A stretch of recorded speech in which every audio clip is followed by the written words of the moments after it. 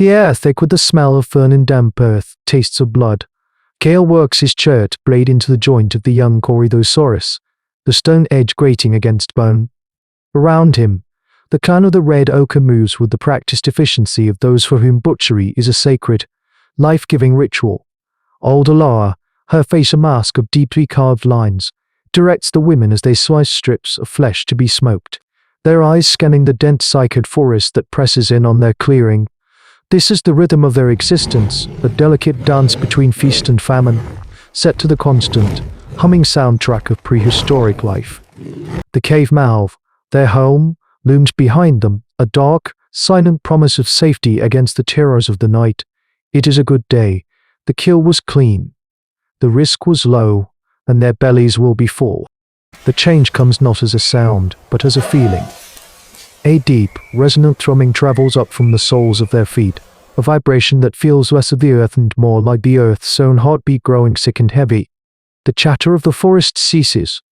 The birds fall silent, even the incessant buzzing of insects vanishes, leaving a sudden, profound vacuum of sound. Kale freezes, his hand still buried in the carcass.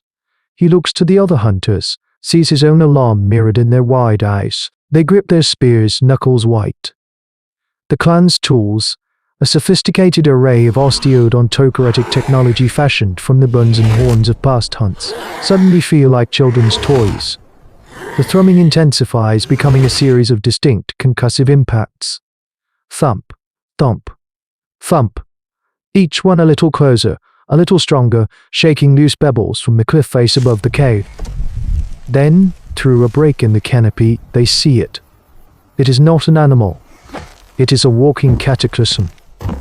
The Tyrannosaurus Rex moves with a terrifying, ponderous grace, its massive head swinging slowly from side to side, twin eyes like polished obsidian scanning its new domain. Its shadow, a long, moving blot of darkness, sweeps over the clearing, extinguishing the sun. A low growl rumbles from its chest, a sound so powerful it seems to warp the air itself, its attention fixed on the larger herds moving in the valley below.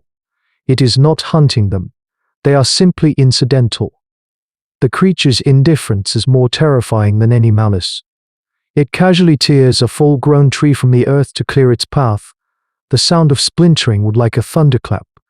The balance of their world, the intricate knowledge of predator and prey they have cultivated over generations, is rendered meaningless in an instant. They are no longer hunters, caught in the path of a god. That night, huddled deep within the cave, they do not light a fire. They listen to the earth shake, and for the first time in memory, their home feels not like a fortress but a tomb. Days bleed into a grey twilight of hunger. The clan of the Red Ochre becomes a tribe of whispers and shadows. Their world shrunk to the confines of the damp cave. The great shadow of the Tyrannosaurus Rex patrols the valley, its roars echoing as the new, undisputed law of the land. Its presence has scattered the herds, and every huntable creature has fled or been devoured. The smoking racks are bare, the children's bellies are distended, and the eyes of the elders hold a quiet, fatalistic dread. To remain is to starve. To flee is to be seen. Kale watches old Alara grinding dried roots into a tasteless, gritty paste, her hands moving with the slow, deliberate motions of one conserving the last embers of her energy. It is not a choice between safety and risk, but between a slow death and a fast one.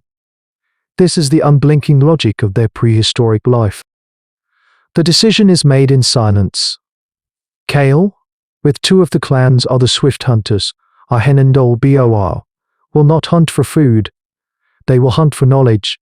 They leave under the cloak of a moonless night, moving not towards the open plains but up, into the gnarled arms of the great ironwood trees that cling to the cliffs. From the canopy, they can move unseen, a dangerous, vertical migration into a world of swaying branches and venomous tree vipers. For days, they become ghosts in the leaves. Their lives a series of heart-stopping freezes as the great carnivore passes beneath them. They watch it sleep, a mountain of twitching muscle. They watch it drink, its colossal head dipping into the river. And they watch it kill. The beast ambushes a full-grown Triceratops, a walking fortress of horn and bone. The battle is short and apocalyptic. The Rex uses its massive head like a battering ram, its jaws splintering the horned shield before its teeth find the neck. The sounds of the struggle, the Titan's defiant bellow, the crunch of bone will haunt Kayles' sleep for the rest of his days. It is in the aftermath of the kill that hope, a thing as dangerous as despair, reveals itself. The T-Rex, gorging itself, tears away a huge section of the carcass. To swallow, it must throw its head back, its massive throat exposed. For a fleeting moment, as the beast rears up, its armored chest lifts, revealing the softer underbelly. Kayles' eyes, sharp and analytical, trace the lines of the creature's anatomy. He sees the powerful rib cage, but below it, protecting the vital organs, is a different structure, a lattice of thinner, more fragile bones. The OR, clinging to a branch beside him, whispers the old word for it, passed down from a forgotten ancestor who must have faced a smaller tyrant, the gastralia. The belly basket. A weakness. As they watch, transfixed by this revelation, our hen, the youngest, shifts his weight. The dead branch beneath his foot cracks with a sound like a breaking spear. The Tyrannosaurus head whips around. It's huge, golden eye fixing on their position in the canopy. Terror, cold and absolute, seizes them. Before Kale or a hen can react, BOR, with the grim finality of a life already lived, shoves them back towards a thicker branch and deliberately hurls himself onto a more exposed limb, shouting a challenge. The Rex's attention snaps to him. Once tried, a blur of impossible speed, and the great jaws close. It is over before Boar's war cry is finished echoing through the silent forest. Kale and our hen return not as messengers of hope, but as carriers of a terrible debt. Boar's sacrifice hangs heavy in the cave's stay lair, a side of that vulnerable underbelly. The gastralia is seared into Kayles' mind, but the cost of it has drained the clan's spirit. The children no longer cry, they just watch with listless dark eyes. The flickering torchlight illuminates a gallery of faces caught between grief and extinction. It is Alara, Boar's mate, who breaks the spell. She walks to the center of the cave, her gaze sweeping over the defeated hunters. Her voice is not loud, but it cuts through despair like a shard of freshly nabbed chert. BOR's blood was not spilled for us to die in the dark, she says, her words echoing the court ruth of their human evolution. It was the price for a chance. We will not waste it. Her words are the spark. Kale, fueled by a cold, precise rage, begins to speak, his hands moving to sketch their plan in the dirt. This will not be a hunt. It will be an execution. They will use the land itself as their weapon. Days of frantic, desperate work follow. The clan moves as a single organism, their purpose absolute. They choose a narrow ravine, a place where the beast cannot easily turn. The strongest hunters, using heavy logs as levers, work to weaken the rocky overhangs. The women and older children gather vast quantities of dry pitcher sap and weave thick, resin-soaked vines, creating fuses. This is their primitive technology evolving in real time, born from the crucible of necessity. They are a clan of Homo sapiens, and their greatest asset is not the spear, but the thought that precedes the throw. They would use fire, the one element that even the gods of this ancient earth fear. The lure is the hardest choice. They use the last of their smoked meat and the remaining corydosaur centrals, creating a scent trail that leads directly into the ravine. It feels like a sacrilege, offering up the last of their sustenance to their destroyer. As the sun sets, casting long menacing shadows, Cal and her hen take their positions. The earth begins to thrum. The T-Rex, drawn by the irresistible promise of an easy meal, enters the narrow passage. It lowers its head to the bait. From his perch above, Kale gives the signal. The torches are lit. He watches as her hen, his face illuminated by the growing flame, gives him a final grim nod. They hurl the first torches onto the sap-soaked vines. Fire explodes downward in searing sheets, not at the beast's armored hide, but at the rock walls on either side. The superheated stone cracks and groans. The Rex, roaring in confusion and rage, is trapped between two walls of flame. Then, the true attack begins. The clan members heave their levers. Tons of rock, weakened by their earlier efforts and fractured by the intense heat, rain down upon the trapped titan. The first boulders bounce harmlessly off its back.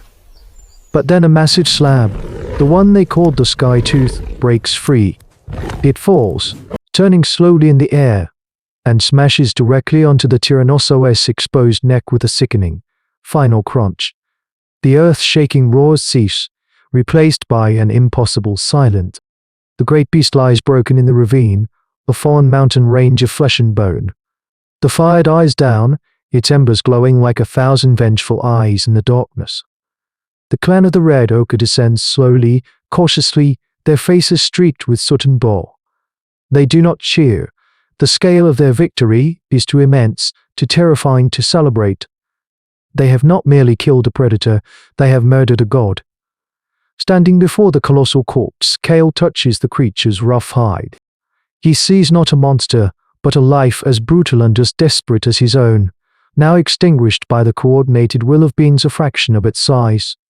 This single act, this impossible gamble, has irrevocably altered their destiny.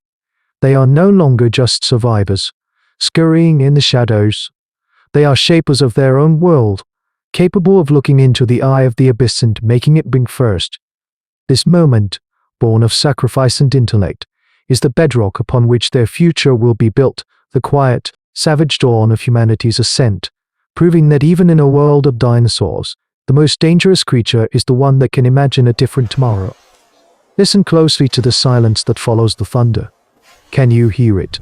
It is the sound of a new story being written, one in which the meek, armed with nothing but fire and foresight, inherit an earth they were never meant to rule. The age of giants is not over, but their reign is no longer absolute.